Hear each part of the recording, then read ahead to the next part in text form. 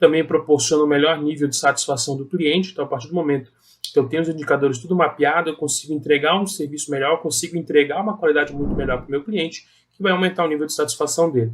Também fidelizar mais consumidores com um padrão de qualidade no processo de atendimento. A partir do momento que eu tenho tudo isso bem montado, eu consigo entregar para o meu consumidor mais qualidade de produto, mais qualidade de atendimento, mais qualidade de tudo.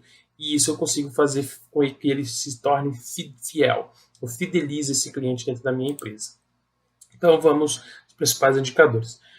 Dentro da logística, o primeiro indicador que a gente tem que analisar é o prazo de entrega. Ele identifica eventuais problemas no processo de atendimento de pedidos e diz respeito à relação entre qualidade de tarefas solicitadas e as demandas finalizadas corretamente dentro do prazo estipulado. O indicador baixo nesse quesito mostra que medidas precisam ser adotadas, como a atualização do planejamento, a implementação do sistema de ordem de serviços ou o treinamento da equipe, por exemplo. Então, o que acontece? O prazo de entrega, eu tenho que pensar o seguinte: quanto por cento dos meus pedidos, quantos por cento das minhas entregas estão sendo feitas no prazo, por exemplo. Então, eu sempre trabalho com porcentagem. Alguns indicadores eu vou trabalhar com o número inteiro, outros indicadores eu trabalho com porcentagem. A maioria das vezes a gente vai trabalhar com porcentagem porque eu consigo ter uma flexibilização muito melhor. Então, no caso do prazo de entrega, eu trabalho porcentagem, uma flexibilização ali em cima desses dados. Então, eu analiso. Poxa, beleza. Então, eu estou tendo problema na entrega. Quantos por cento da entrega está saindo no prazo? Qual que é a deadline? Poxa, então as entregas estão saindo ali dentro do prazo, 80% estão saindo dentro do prazo. Poxa, e esses 20%? Por que esses 20% não estão saindo dentro do prazo? Por falhas nisso, né? Às vezes, poxa, somente 40% das entregas são feitas no prazo. Poxa, mas e esses 60%? O que está acontecendo? Problema na hora do serviço, a equipe não sabe separar a mercadoria direito, aí tem que voltar para a separação. Às vezes o motorista, o entregador, ele não conhece a cidade, então ele demora muito tempo para ele poder encontrar os endereços, então eu consigo medir e ir cavando até encontrar a raiz do problema para que eu possa consertar. Mas eu só consigo descobrir que tem um problema na entrega quando eu estou medindo, porque senão eu só vou descobrir realmente quando o cliente começar a reclamar, se reclamar, né? Então isso é muito importante a gente entender. Depois eu tenho o On Time in Full, ou OTIF, né? Conhecido como On Time in Full, é um dos indicadores de maior relevância capaz de mensurar a entrega da organização, baseando-se em alguns pontos, como entregas feitas dentro do prazo e eficiência do atendimento, ou seja, no horário e locais corretos, sem dano ao produto. O cálculo do OTIF pede que se faça a divisão do número de entregas que atendem critérios estabelecidos pelo número total de entregas feitas no período. Ao multiplicar por 100, obtém-se o percentual. Ou seja, o TIF é igual ao número de entregas dividido pelo número total de entregas vezes 100. Então, imagina só que dentro de um mês eu tenho lá 3.000 entregas. E aí eu quero analisar qual que é o meu cálculo TIF diário. Então, eu pego lá, por exemplo, todo dia, digamos, um dia eu fiz 150, vamos pegar que diariamente eu fiz 100 entregas. Então, eu fiz 100 entregas. Então, eu vou pegar 100, né? 100 dividido por 3.000. Logo, né, se eu peguei 100% vezes 100%, isso vai dar o quê? Vai dar pouco mais de 3%, um pouco menos de 0,3% ali das minhas cerca de 3% das minhas entregas foram realizadas dentro desse quesito. Então eu começo a acompanhar, poxa, vamos entender como que foi as entregas, né, dentro ali da qualidade, dentro dos padrões estabelecidos. Eu posso pegar também, por exemplo, pegar esses 3.000 e dizer, olha, então a gente entregou 3.000 mercadorias, mas somente 500 dessas foram ali feitas dentro do prazo, seguiram o padrão, e o cliente não reclamou da entrega. Poxa, então eu vou fazer meu cálculo, eu vou entender se o meu OTIF está positivo ou se ele está muito baixo. Custos de transporte e armazenagem. Na logística 4.0, é essencial reduzir custos ao máximo possível sem perder qualidade. Do momento do pedido até a sua entrega, o indicador de custo de transporte ajuda no cálculo de despesas inerentes a um atendimento.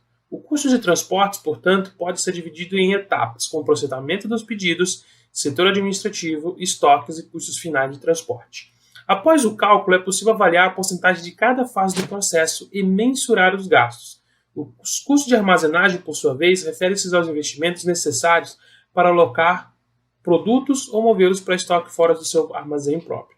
Tais custos englobam equipamentos, veículos, energia elétrica e mão de obra, por exemplo. O armazém, como um dos protagonistas do processo logístico, merece constante atenção e estratégias para sua otimização. Então aqui, custo é um ótimo indicador e um indicador essencial. Eu sempre tenho que estar medindo qual que é o meu custo. Se o meu custo está subindo muito na entrega, ou o custo do armazenamento está subindo muito, eu tenho que ficar de olho para verificar se é um problema sazonal ou se é um problema que vai me estender muito sério. Por exemplo, há momentos no Brasil onde há sazonalidade de transportes de muita movimentação em datas específicas, onde o custo de transporte ele vai aumentar. Mas é uma data sazonal, é um momento sazonal. Depois ele vai voltar a ser mais barato. Então, eu sei que aquele custo de transporte é sazonal, mas aquilo tem que ser colocado dentro do meu produto para que eu consiga retirar esses custos. E por último, o Perfect World Rate, né, a taxa de perfeição de ordem.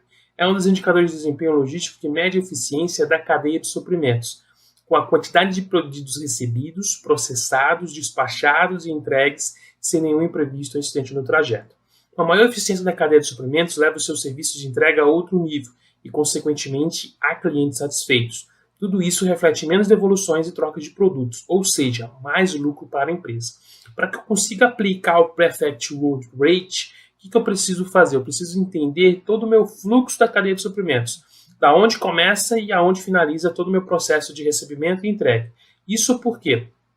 Porque para cada um dessas etapas, como por exemplo, eu recebi o pedido, em quantos dias, em quantas horas esse pedido recebido ele tem que ir para processado, para separação, para depois ele despachar, para depois ele ser entregue. Eu tenho que ter isso tudo mapeado para eu colocar eficiência. Por exemplo, meu pedido recebido, eu preciso em menos de 10 horas enviar ele para separação. Beleza.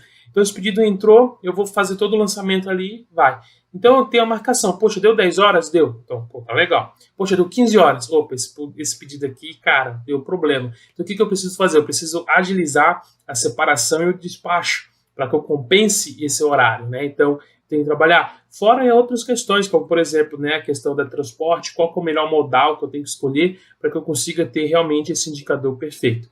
Esse indicador é muito utilizado em grandes empresas distribuidoras, como Mercado Livre, Magazine Luiza, que eles garantem a entrega dentro de um período muito curto de tempo, sempre pensando nisso. Poxa, em quanto tempo eu preciso executar tal coisa para que eu consiga entregar naquele período orquestrado. Então você pode ver que geralmente o Mercado Livre, entre outros grandes empresas de varejo, eles dão uma data, geralmente eles entregam muito antes, dependendo da cidade, dependendo da região. É claro que eles dependem muito dos correios, mas depende também, eles vão pegar outras transportadoras, eles vão pegar outros fornecedores de transporte logísticos para garantir a entrega, porque o que eles querem é o pedido, é a taxa de pedido perfeito. O pedido tem que ser perfeito. Tem que chegar para o cliente no tempo exato, sem incidentes, sem o produto estragado, para não ter devolução e assim aumentar o lucro. Beleza? Espero que tenha entendido, espero que tenha gostado dessa aula. Eu te vejo na próxima aula. Fique comigo e por enquanto, vamos que vamos.